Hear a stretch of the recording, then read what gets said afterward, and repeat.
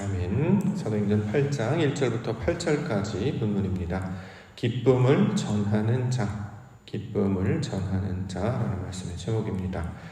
자, 오늘 사도행전 8장 본문에서는 유대인 한 사람과 또 이방인 한 사람을 각각 소개하고 있습니다. 유대인은 사울이라는 사람이고 이방인은 빌립이라는 사람입니다. 사울, 정통 유대인이었습니다. 히브리인 중에 히브리인이었고 가말리엘 문화에서 율법을 배웠습니다. 율법에 아주 정통한 사람이었습니다. 반면에 빌립이라고 하는 사람은 유대인이 아니고 이방인이었습니다. 다만 그는 이방인이었지만 성령과 지혜가 충만한 자로서 교회 일꾼으로 세워진 자였습니다. 자, 두 일꾼을 지금 서로 비교하고 있죠. 유대인이며 말씀에 정통한 한 일꾼과 성령 충만한 일꾼 두 사람을 비교하고 있습니다. 자, 율법에 능하고 정통 유기했던 사울은 어떤 일꾼이냐 보니까 교회를 박해하고 사람들을 잡아 옥에 가두는 자였더라라고 소개를 하고 있습니다. 반면에 이방인이었지만 성령과 지혜가 충만한 일꾼이었던 빌립이라는 사람은 사람들에게 복음을 전하며 그들을 고치고 큰 기쁨을 주는 자였다. 자, 이렇게 소개하고 있습니다. 하나님께서 우리들을 어떤 방식으로 인도해 가시는가를 이 사울이라고 하는 사람과 빌립이라고 하는 사람을 통해서 설명을 하고 있는 것이죠. 사울은 율법의 대변인 또는 율법 그 자체를 하나의 나타난 상징의 인물로 보여주고 있습니다. 반면에 빌립은 성령 충만함이 어떻게 삶으로 나타나는지를 대변하는 상징하는 사람으로 우리 가운데 설명하고 있는 것이죠. 자, 율법이라고 하는 것은 어떤 역할을 하느냐? 교회를 박해하고 사람들을 잡아 옥에 가두는 일을 하더라. 그렇죠? 이것이 이제 사울이라고 하는 사람으로 지금 설명을 하고 있는 것이고, 반면에 성령은 어떠한 일을 하느냐? 성령은 사람들을 고치고 복음을 전하여서 그곳 가운데 기쁨을 주는 일을 감당하더라. 자, 이렇게 설명하고 있습니다.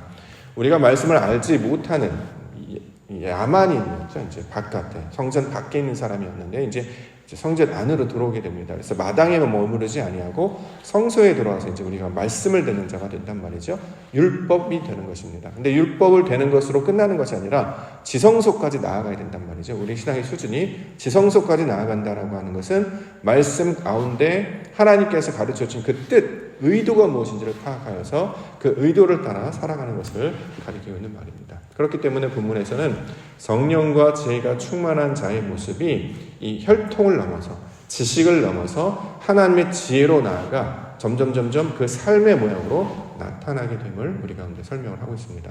따라서 여기 본문에 보면 이제 빌립이 성에 들어가서 이제 기쁨을 전하고 복음을 전하고 했는데 나중에는 이 빌립이라고 하는 사람 그 자체가 기쁨 그 자체가 되고 있는 것을 가리키고 있는 말입니다. 저와 여러분들이 하나님을 부르심에 따라서 나아오고 시간이 지나면 점점 하나님을 알게 되잖아요. 그런데 그 하나님을 아는 것을 끝나는 것이 아니라 하나님을 알게 되면 삶 가운데 어떤 모양이 되냐? 우리 존재 자체가 기쁨이 된다는 거죠. 우리가 기쁨 그 자체가 되는 것이에요. 그래서 그 기쁨인 사람을 사람들 만나면 사람들은 되게 반가워하게 되는 것이죠. 어저께 또 영상 하나를 봤는데 너무 감동적이어가지고 좀 소개를 드리고 싶어요.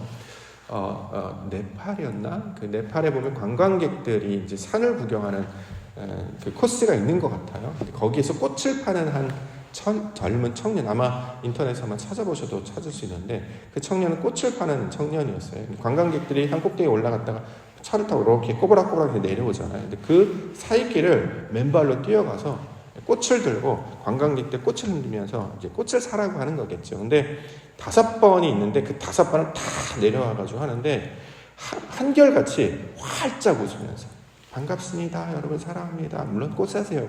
했어요. 처음에 사람들은 보면서 꽃 팔러 왔구나. 꽃 팔러 왔는데 코스를 또 도니까 그 청이 또 뛰어내려오는 거예요. 그런데 또 반가운 웃음으로 꽃 사세요. 행복한 하루입니다. 여러분 기쁜 여행 되세요. 쭉 돌아가 또 내려오니까 또 있어요. 그걸 5번이나 했단 말이죠. 근데 맨 마지막에 보니까 그 산 꼭대기에서 내 지름길 뛰어내려오고 맨발로 뛰어내려니까 얼마나 힘들겠습니까? 꽃을 이렇게 드는데 땀을 엄청 흘리는 거예요. 근데 그 친구가 이제 올라와서 꽃 사세요 할 때 사람들이 마음이 열렸어요. 그래가지고 얼마나 열심히 사는지 그리고 그것보다 그렇게 힘든 상황인데 맨발로 활짝 웃으면서 꽃 사세요. 그런데 사람들이 그걸 보면 감동을 받아가지고 나중에 그 꽃을 막 사주는 물도 주고 뭐 꽃도 주고. 근데 누가 오나 봤더니 거기 한국인 관광객들이 제일 많이 계시긴 하더라고요. 그러면서 사람들이 어디에 반응을 했을까? 참 힘들거든요. 소위 말해서 먹고 사는 거 아니겠습니까? 근데 그거를 어떻게 저가 한결같이 환하게 웃으면서 할 수 있지. 우리는 힘들고 지치면 티가 나거든요. 저는 티가 많이 나요. 힘들면 얼굴에 아유 우리 목사님 힘드시구나 티가 너무 많아가지고 다들 걱정하시잖아요. 기침 조금만 해도 힘드시나, 조금 이게 목소리가 좀 갈라 좀 힘드시나 이런단 말이죠. 근데 아무리 이제 먹고 사는 일이라고 하지만 어쩜 저렇게 기쁜 얼굴을 할 수 있지? 전 그게 너무 놀라운 일이었고, 그 기쁜 얼굴로 땀을 뻘뻘 흘리는데 그 뻘뻘 흘리는 걸 보고 감동을 받아가지고 그분들이 막 꽃 사겠다고 그래서 이제 막 사시는 것도 좋고, 우리가 이제 늘 사고 파는 거, 관광지에 가서 뭐 이렇게 팔고 사면 되게 불편해 하잖아요. 안 사. 우리가 상업적이어서 그렇다는데, 기쁨, 그 청년이 가지고 있는 기쁨을 사는 게 아닐까. 또 그 기쁨이 얼마나 사람들에게 감동을 주는가. 그러면서 저도 과연 사역, 하나님을 가장 기뻐하고 즐거워한다면서 그 기쁨을 표정으로, 삶으로 내가 전하고 있는가라는 걸 다시 한번 점검하게 됐습니다. 근데 오늘 본문의 말씀이 딱 그 말씀인 거예요. 빌립은 기쁨을 전하고 있고 그 성의 기쁨이 가득했다. 사울은 율법을 말씀을 가르치려고 하다 보니 교회를 박해하고 사람들을 옥에 가두는 일을 했다면, 빌립은 그것이 아니라 그리스도를 만나서 기쁨을 경험하고 기쁨을 전하며 그 전제 자체가 기쁨이 되었구나. 이것을 보면서 성령께서 하시는 일이 무엇인지를 우리 가운데 설명을 하고 있는 것입니다. 우리가 이제 예배도 드리고 말씀도 배우고 그렇게 이제 교회 생활을 해 나간단 말이죠. 궁극적인 목적은 이제 성경을 배우기 위해서, 말씀을 배우기 위해서 하는 것 아니겠습니까? 그래야 이제 하나님을 알 수 있기 때문에, 하나님을 아는 것으로 끝나는 것이 아니라, 그래서 나의 삶에 뭐가 달라지느냐, 하나님을 알면 뭐가 좋은데, 교회를 열심히 다니면 뭐가 달라지는데, 뭐가 달라지면 우리의 심령이 기쁨을 경험하게 된다는 거죠. 이 기쁨은 세상에서 줄 수 없는 기쁨이라고 성경은 이야기합니다. 세상 사람들이 말하는 건 쾌가 아니에요. 쾌라 그런 개념이 아니라, 세상은 줄 수도 말할 수도 없는 하나님을 알므로, 하나님을 경험함으로 말미암아 경험할 수 있는 그 기쁨, 이것을 경험하는 그 지경까지 나아가기 위해서는 우리에게 반드시 성령이 필요한 것이구나라는 것을 설명을 하고 있습니다. 그래서 우리가 성령 강림절 이후에 계속해서 사도행전을 살펴보고 있는데, 성령의 역사는 우리가 뛰어난 신앙인이 되고 교회를 건축하고 기적을 행하고 그런 것이라기보다, 그 하나님에 관한 말씀이 나를 변화시키셨습니다. 삶을 통해서 날마다 하나님께서 나에게 주신 감격과 기쁨으로 사니, 그렇죠? 그 어디나 하나님 나라가 되지 않겠습니까? 우리의 삶을 하나님의 복음 안에서, 그래서 참된 안식과 평강과 기쁨을 맛보게 하신 그 능력과 지혜가 어디서 오는가? 바로 성령에서 나타나는 것이다. 그러므로 성령을 간절히 바라고 구하고 찾고 두드리는 자에게 아버지께서 아들에게 가장 좋은 것으로 선물을 해주시는데, 그것이 바로 성령이다. 그 성령을 맛보심으로 기쁨을 누리시고 그 기쁨 그 자체가 되시는, 그 경험을 하시는 우리 믿음의 성도님들과 교회가 되기를 소망합니다. 자, 우리 앉으시 말씀 보겠습니다. 사울에 관한 이야기하고 있네요. 1절과 3절. 1절, 사울은 그가 죽임당함을 마땅히 여기더라. 3절, 사울이 교회를 전멸할세 각 집에 들어가 남녀를 끌어다가 옥에 넘기니라. 자, 사울은 스데반의 죽음을 보면서 당연하게 여겼다, 이렇게 얘기하죠. 사람이 죽는데 왜 당연하게 여기죠? 어쩜 이렇게 잔인할 수가 있죠? 이렇게 생각할 수 있는데, 유대인들은 이것을 당연하게 여겼습니다. 왜냐하면 유대인들은 하나님이 자기들과 함께 하신 줄 알았죠. 그래서 우리는 하나님의 말씀을 가진, 언약궤를 가진 증거의 백성이기 때문에 그걸 우리가 이제 선민사상이라고 부르지 않습니까? 하나님이 우리와 함께 하시기 때문에 우리는 하나님의 사람들이라고 생각하고, 율법을 알지 못하는, 하나님을 알지 못하는 자들을 뭐라고 불렀냐면 이방인이라고 불렀을 뿐만 아니라 야만인이라고 불렀어요. 문명을 알지 못하는 사람들에게 야만인이라고 부른 것처럼, 하나님을 알지 못하면 율법도 몰라, 성전이 뭔지도 몰라, 신앙이 뭔지도 몰라, 이러면 이제 야만인이다라는 얘기죠. 야만인은 그런 어려운 일을 당해도 좋다라고 사람들이 생각했죠. 우리나라로 적용을 해보면 이런 마음이죠. 전통적으로, 지금은 이제 거의 사라졌다고 생각하는데 아직도 조금씩 남아있는 걸 봅니다. 우리나라는 전통적으로 양반과 상놈을 구분했죠. 양반은 좋은 사람, 상놈은 못하는 사람. 어디 상놈이 경을 외워 말씀을 가르쳐, 어디 겸상을 해, 어디 이런 게 있잖아요. 자, 이런 것처럼 다 양반이라고 생각하는 거예요. 그런데 스테반이 이방인이었잖아요. 그런데 말씀을 증거하니까 어디 산같이 와가지고 거룩한 하나님의 말씀을 전하는 거예요. 저 사람은 혼을 내야 된다 이렇게 얘기하는 거죠. 우리로 따지면 뭐 마당새가 와가지고 말씀을 가르치고 뭐 이렇게 하는 것과 똑같다라는 것입니다. 그렇기 때문에 그들은 마땅히 여겼다 이렇게 이야기합니다. 이게 무슨 말을 가리키고 있냐면 교회 안에서도 이런 일들이 얼마든지 일어나고 사회에서 똑같습니다. 요즘은 이제 고인물이라고 하죠. 어떤 일을 먼저 한 사람들, 먼저 와서 어떤 자리를 잡은 사람들, 이걸 보통 우리가 텃세라고 부르기도 하고, 먼저 된 사람들은 항상 나중에 온 사람들을 거주라고 거부합니다. 그래서 자기들만이 따로 규칙을 정하고, 이걸 기득권이라고 말하기도 하고, 이거를 뭐 신분사회 이렇게 이야기하는데, 자기들만의 규칙을 정해서 이걸 지키면 우리 편, 지키지 않으면 다른 사람인데, 각각 다른 사람 사는 게 없잖아요. 상대방을 무시하고 더 나아가서 그들을 박해하며 나아가게 된다는 거죠. 신앙도 똑같습니다. 우리가 계속 고여 있으면 썩게 되는 것과 마찬가지로 이 율법은 그 다음 단계로 나아가기 위한 과정을 잊지 말아야 할 것입니다. 제가 예전에 몸이 안 좋아서 운동을 좀 다닌 적이 있는데 수영을 배우고 또 뭐 헬스를 잠깐 배운 적이 있었어요. 수영을 잘 못하니까 이제 어디서 수영을 해야 될지 몰라가지고 제가 1, 2, 3, 4, 4개 레인 중에서 2레인 사람들이 없어 보여가지고 거기 갔거든요. 네. 그러니까 뭐 얼마나 하겠습니다. 허우적대면서 갔더니 갑자기 물속에서 2명의 아주머니 물 깬 줄 알았어요. 엄청 수영을 잘하시는데 딱 등장했고 물을 확 끼얹고 가시는 거예요. 저한테 왜 그러지? 반갑다는지인가? 알고 보니까 우리 레인이라는 거예요. 어디 수영도 못하는 게 와가지고 여기서 등치만 컸지 수영도 못하네. 저쪽으로 가세요. 큰 소리 치면서 그때 엄청 혼이 나가지고 그때 방심해서 그때부터 수영을 안 갔습니다. 제 마음에 알잖아요. 잘 삐져가지고 큰 소리 시험 날 그때 안 가고 헬스를 갔단 말이죠. 근데 운동을 하다 가는데 이제 내가 기구들이 여러 개 있잖아요. 근데 저걸 하고 싶은데 아주머니 2분이 뭐 얘기를 하시는지 안 비켜주셔가지고 계속 기다리다가 이제 해보려고 갔거든요. 그러더니 좀 이따 와서 내가 물 먹으러 갔다 왔는데 자리 뺏었다고 저기 가서 하라고 해가지고 또 시험 당해가지고 그죠? 또 그때부터 헬스를 끊고 안 갔습니다. 그러니까 그 단적인 예인데 기존에 어떤 교회도요, 어떤 미리 와서 뭘 자리를 잡으면 자리를 안 내줘요. 단적으로 지금 이렇게 앉는 자리, 내가 앉던 자리에 누가 남이 앉으면 기분이 별로 안 좋잖아요. 어떤 사역도 마찬가지죠. 내가 원래 그 일을 했는데 안 하고 딴 사람이 하면 그걸 반가워하는 게 아니라 불편해한다라는 것입니다. 왜냐하면 그 어떤 자기만의 규칙에 머물러 있기 때문에 자꾸 우리에게는 점검해야 합니다. 실학이 고이지 않도록 어떤 자리에 내가 연연하지 않도록 그 다음 과정 계속 나아가는 과정으로 여기지 않으면 얼마든지 우리도 다른 사람을 박해하는 것처럼 옥에 가는 것처럼 예전에 율법에 있는 사울과 똑같은 모습으로 되었을 수 있다는 것이죠. 그런데 빌립을 소개하고 있습니다. 빌립은 5절부터 7절에 빌립이 사마리아 성에 내려가 그리스도를 백성에게 전파하니 무리가 빌립의 말도 듣고 행하는 표적도 보고 한 마음으로 그가 하는 말을 따르더라. 많은 사람에게 붙었던 더러운 귀신들이 크게 소리를 지르며 나가고 또 많은 중풍병자와 못 걷는 사람이 나았다. 자, 빌립이 사마리아라고 하는 성에 들어가서 그리스도를 전파했습니다. 우리가 알고 있는 것처럼 사마리아는 이방인에 속하죠. 아수르의 후손과 함께 태어났다고 해서 혼혈인이라고 이야기했기 때문에 정통 유대인들이 야만인이라고 비난했던 사람들이었어요. 자, 그들에게 빌립이라고 하는 이방인이 나가서 그리스도를 전파하는 것입니다. 하나님의 복음을 전파하는 것이죠.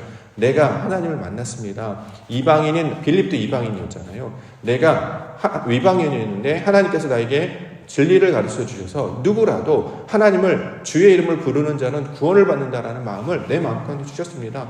나도 그렇게 구원을 해주셨으니 여러분도 구원해 주시지 않겠습니까? 우리말로 한다면 내가 산것이었어요. 상놈이었는데 나를 하나님께서 붙잡아 주셔서 예배하는 자로 더 나아가 전도자로 그렇게 복음 전을 만들어 주셨습니다. 동일한 은혜가 여러분들에게 있을 줄 믿습니다. 이렇게 얘기했다는 거죠.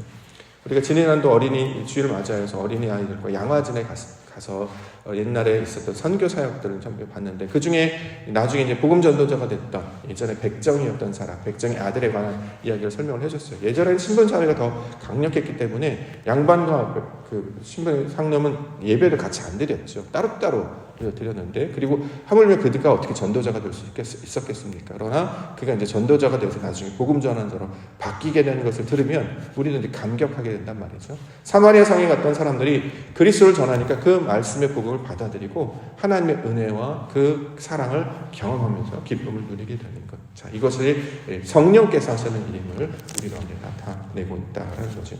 복음이 우리 땅에 들어와서 많은 허례의식들이 사라지고 사실 양반과 상놈의 개념도 많이 사라져 있지만 이게 사람의 본성이기 때문에 내가 가지고 있는 권한을 내려놓는 것이 본성이기 때문에 이것이 깨어지려면 성령으로 늘 우리를 새롭게 해주시옵소서. 이것을 항상 기억하고 나아가야 할 것입니다. 교회 사역도 마찬가지죠. 하나님께서 주시는 감동으로 주의를 감당하게 해주시옵소서. 이렇게 기도 가운데 나아가는 우리 믿음의 성도님들 되시기를 원합니다. 교회 일을 우리가 연초에 이제 부탁을 드려요. 이 일을 했으면 어떨까요? 권사님, 집사님 이 일을 해주면 좋겠습니다. 근데 대부분이 이제 마음에 부담이 있으셔서 잘하지 못할까봐 우리는 이제 보통 일반적으로는 제가 잘할 수 있을까요? 좀 기도 좀 해보고요. 좀 생각 좀 해보고요. 이렇게 보통 이야기를 합니다. 시간이 좀 걸리거든요.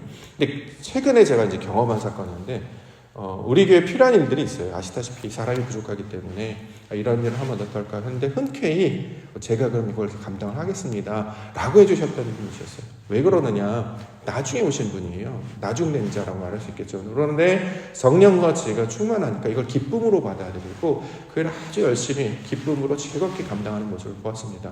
그러니까요, 그가 하시는 일을 가만히 보면 그 은혜가 느껴져요. 얼마나 하나님을 사모하는지가 사역을 통해서 나타나고 열매로 맺어지게 됩니다. 그가 하는 사역을 통해서 보면 사람들이 너무 반가워, 와, 너무 좋다, 너무 잘한다, 이런 것들을 이제 경험을 하게 된다라는 것이죠. 우리가 삶을 통해 한 증인이 될 때, 증거자가 될 때 그걸 보면서 복음의 영향력을 미치는 건 아니겠습니까? 저와 여러분들도 그래 불러주실 줄 믿습니다. 또 한 분에게 그런 권면을 드렸어요. 노래 부르는 거 좋아하신다면서요. 그러면 우리 같이 노래해요. 제가요, 원래 그런 성가대를 하는 거는 연초에 뽑거나 특별한 기간이 있는 거 아닌가요? 그런 거 어디 있습니까? 하나님을 찬양하고 싶다는데 다른 것을 그 교회들만의 규칙을 정한 거라잖아요. 그런데 하나님을 찬양하는, 하나님의 일을 한다는데 기간이 어디 있고 순서가 어디 있겠습니까? 그 성령과 지혜를 감동을 주셨다면 이게 하나님이 주신 사인일 수 있기 때문에 일단 거기에 마음에 순종하는 마음으로 아멘으로 한번 해보죠 라고, 그래서 그 이야기를 듣고 제가 우리 노래 같이 해요, 하나님 같이 성가대 했으면 좋겠어요. 근데 제가 그분의 표정을 잊을 수가 없습니다. 엄청 감격하셔서 무슨 소위 말해 상 받으신 분인 줄 알았어요. 대상을 받는 그 감격, 합격 이런 소식을 듣는 것처럼 감격하시면서 기뻐하는 모습 제가 최근 좀 오랜만에 봤습니다. 우리가 하나님의 일을 그렇게 맞이하고 있는가? 너무 일상적인 일로 원래 해야 되는 일로 맞이하기 때문에 여기 나 말고 일할 사람 없으니까 내가 또 해볼게요, 이런 태도를 주로 만났지, 저한테도 그런 기회를 주신다고요? 제가 열심히 해볼게요, 잘 준비해볼게요. 그분이 노래할 그 기대됩니다. 소리가 기대가 아니라 그분이 찬양하셨던 그 모습이, 그 감격과 성령과 지혜가 충만한 노래하는 자로 설 때에 우리 하나님 얼마나 기뻐하실까? 그래서 바라보는 성도들이 얼마나 감격할까? 그것을 전해야 되지 않겠습니까? 하나님의 일은 실력이 아닌 것이죠. 감동을 하는 것이기 때문에 감동을 전해줄 수 있는 것이죠. 얼마나 소리가 음정이 잘 맞고 얼마나 뛰어난 그 성량이 중요한 것이 아니라 그가 얼마나 그 성령, 하나님께 붙잡혀 있는가가 중요한 건 아니겠습니까? 그래서 그가 나타나며 나아갈 때 우리가 기쁨을 전하는 자뿐만 아니라 우리가 기쁨 그 자체가 되는 줄 믿습니다. 하나님께서 처음에 우리를 불러주셔서 그 감격으로 사실은 교회를 했는데 이것들이 많이 약화가 됐죠. 근데 놀랍게도 새로 오신 분들을 보면 큰 위로를 얻고 또 다시 한번 자극도 받고 도전도 됩니다. 그래서 아이들을 자꾸 이렇게 노래하는데 세우면 너무 기쁘지 않습니까? 아이들은 열심히 해요. 빽빽 소리 지르면서 열심히 해요. 그래서 그걸 보면 우리가 기뻐하는 것처럼 그렇게 어린아이와 같은 믿음과 마음으로 하나님을 섬기는 자들 때 우리 하나님 자녀를 바라보시는 아버지처럼 얼마나 기뻐하실까. 성령 지혜가 충만할 때 그 기쁨을 세상 가운데 드러나는 자로 태워지게 될 줄 믿습니다. 이번 한 주도 성령을 구하시고 하나님의 일을 기쁨으로 감당하셔서 하나님 내게 주신 그 감격과 기쁨 되게 하시니 감사합니다. 기쁨으로 서겠습니다. 주님 기뻐 받아주시옵소서. 그럴 때 그 기쁨이 우리 성도와 교회 가운데 퍼져 나가게 될 줄 믿습니다. 그 성령과 동행하시며 사역하시며 나아가는 우리 기도의 성도님들 되기를 주의 이름으로 간절히 축원합니다.